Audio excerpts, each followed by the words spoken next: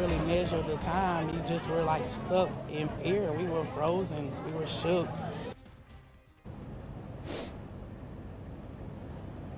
One person dead after a shooting inside a Greenville area Walmart. We're going to bring you live team coverage now from just outside that store. There have been several crime scenes involved in this incident. 7 News' Kirsten Glavin and Gordon Dill are both out there live this evening. We do know that the suspect now in custody. Just minutes ago, we've got their name. We've learned the accused shooter is Braylon Morris. He is charged with murder. Now over to Gordon first. The latest details on the investigation. Gordon.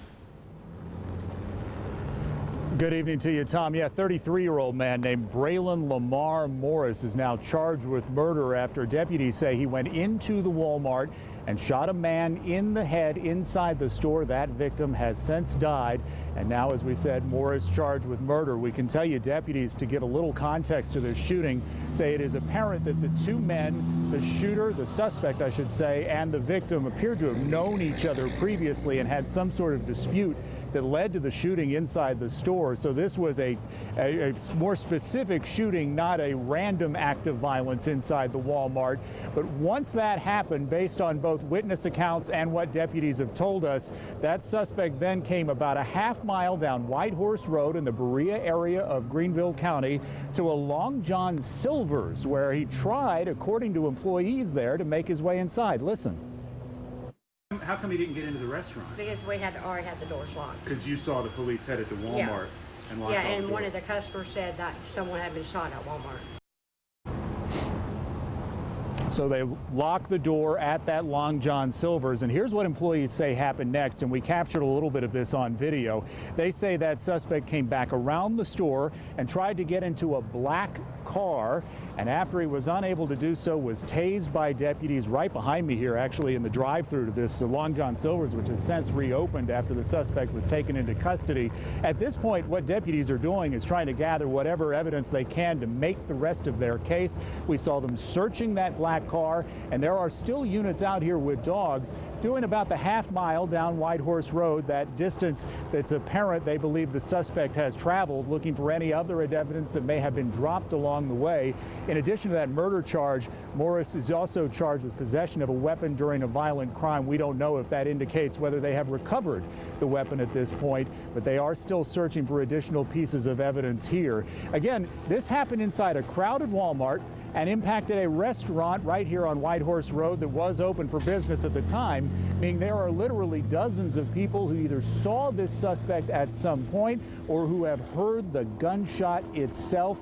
Our Kirsten Glavin is standing by at the Walmart where she's been since shortly after the shooting at 1:30 today. Kirsten, people are reacting mostly with fear after what happened here. Yeah, Gordon, the best way to describe it here was controlled chaos at the time we got out. We had a lot of employees and people that were shopping inside this Walmart come out here to the parking lot and congregate. Now, a lot of the employees actually went to a nearby gas station in this parking lot. They were not allowed to speak with media, but we did speak with one woman there who was inside shopping at the time. They say she was clothes shopping and she heard the shots ring out. She says she ran and hid inside a changing room stall, crying until she was able to call 911.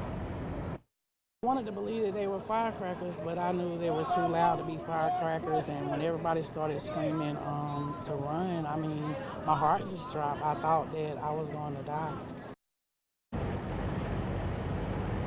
Ferguson, who you just heard from, says she escaped out of the back door and ran around right here to the front of the Walmart and met up with other people.